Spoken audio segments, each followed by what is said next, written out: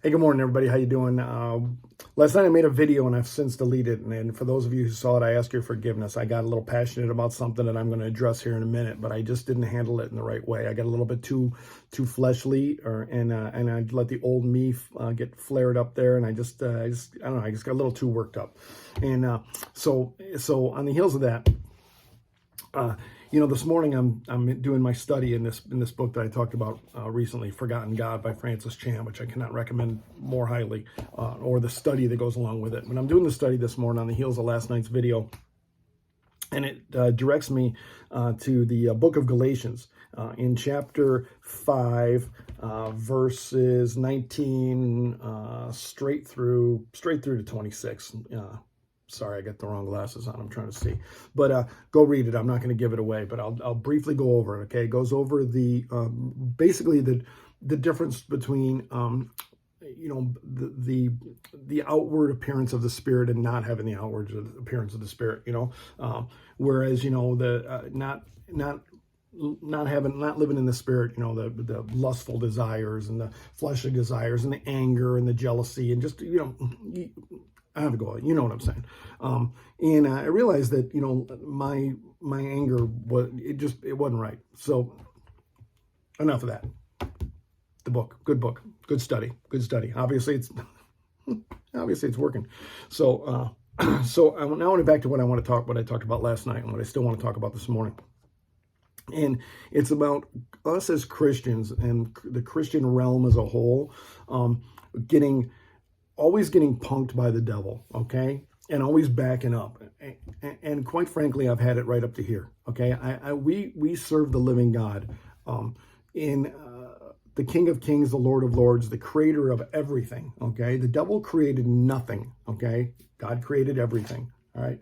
The devil perverts things that God created. And when he does, and here's what I'm sick and tired of, it seems like Christianity backs up. Okay, the devil moves in and perverts something. Christianity gives up ground and backs up. Okay, and then what does Christianity do after it backs up? Christianity turns on each other and go, oh, that's of the devil. Oh, that's of the devil. Like, oh, we need to be scared now. That's of the devil, right? I'm tired of it. Okay, I've had enough of it. I'm gonna give you a couple of examples. One of them goes all the way back to the Old Testament, and one of them just happened recently. Old Testament, David and Goliath. We all know the story of David and Goliath, right? The two armies face off. Get the Philistines on this side. You got the army, the Israelites over here. You got no man's land up the center. What happens? Goliath comes out one morning, starts running his mouth, punks the entire army of the Israelites, all right? Nobody's going to do nothing to this dude, and nobody does, okay? And 40 days, man. Can you imagine getting punked for 40 days and sitting there like a coward? I mean, I think the only reason they didn't take off and run was because they were afraid of their own king.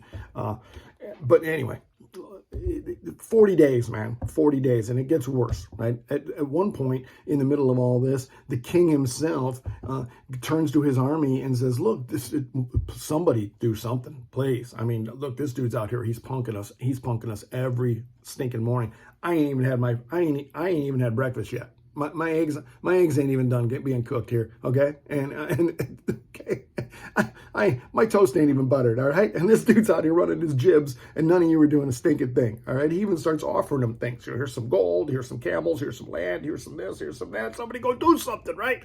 Nobody does a stinking thing, all right? And totally get punked until this shepherd boy shows up bringing lunch. The pizza delivery guy just showed up, right? Check it out.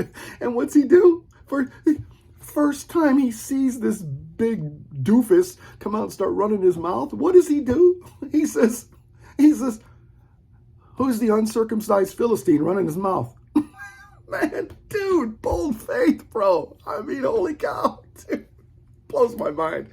Anyhow, an entire army gets punked. This dude stands up, all right? Just recently. And I don't follow these shows. I don't even know what show it was, so forgive me if I'm wrong. But I think it was the Grammys. I don't know. But we all know that there was some big devil worship thing that went on. That part I know, okay?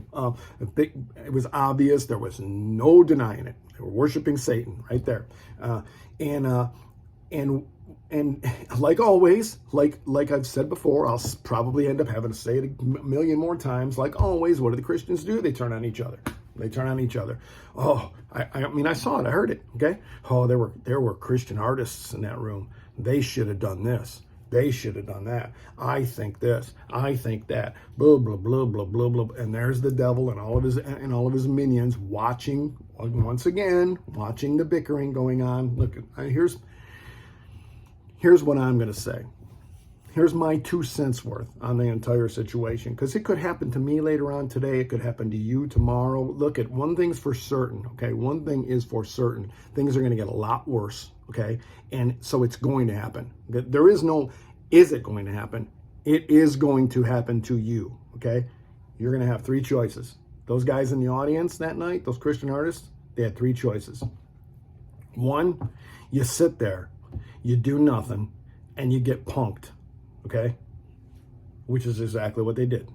From what I hear. I wasn't there. From what I hear. Okay? 2, you do what 99% of Christians do nowadays when stuff like that happens. You leave. Oh, I'll show everybody. I'm going to leave. Congratulations. Yippee-ki-yay. You virtue signaled. You know? I mean, hey, at least you did something. Okay? I would at least give you credit for doing something, okay? You got up and you left, okay? But really, stop fleeing.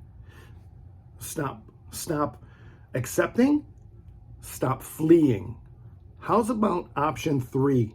Okay? Here you go. How about option 3? The demons of the devil just stood up. They stood up boldly and they did a show for Satan. How about you get out of your chair and you start preaching the word of God?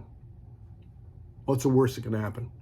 I mean, everybody there knows you're a Christian artist to begin with. Or if this happened to you on the street tomorrow, or me down the, anything. Okay. How about you make a stand? What's the worst that could happen to those guys? The news the next morning would have been Christian artists get carried away by security for disrupting Satan worship show by preaching the word of God. Man, wouldn't that look cool? Okay, you know what I'm saying? I ain't criticizing those guys, okay? I'm not, trust me, I'm not. I'm just saying this. 3 choices, okay? You get punked, you flee, you take a stand. That's it, okay? That goes for them then, me today, you today, us tomorrow. Okay, I'm tired of us giving up ground, and I think it's high time we start taking back ground. Okay, I think it's way past high time that the army of God starts rising up and pushing the devil back to where he belongs. Okay, that's my 2 cents worth right there. I love y'all. Get to church tomorrow. Get in the Word. Okay, right here. Get in the Word. Okay. Every single stinking word of God, okay?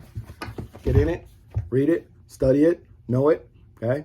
And, hey, Lord willing, I'll see y'all soon.